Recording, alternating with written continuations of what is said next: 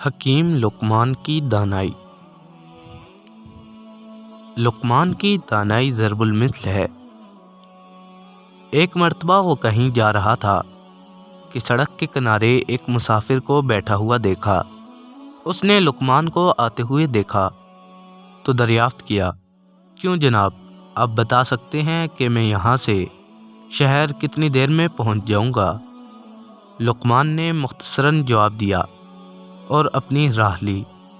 مسافر نے عرض کیا، جناب والا، آپ نے شاید میرا سوال نہیں سنا۔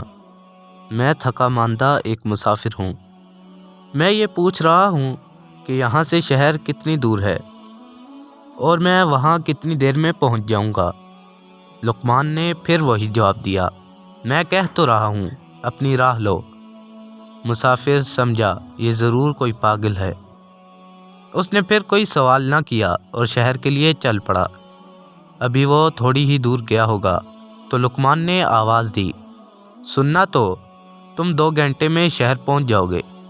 مسافر رک گیا اور واپس آ کر دریافت کیا، خوب، جب پوچھا تھا تو تم نے کوئی جواب نہ دیا، اور اب جب کہ میں جواب سے مایوس ہو کر چل پڑا تھا تو تم چیخ کر جواب دے رہے ہو، یہ کیا بات ہوئی؟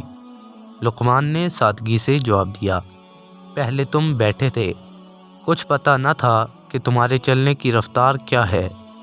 اب جو تمہیں چلتے دیکھا تو میں نے اندازہ لگا لیا کہ شہر تک پہنچنے میں تمہیں کم از کم 2 گھنٹے ضرور لگ جائیں گے۔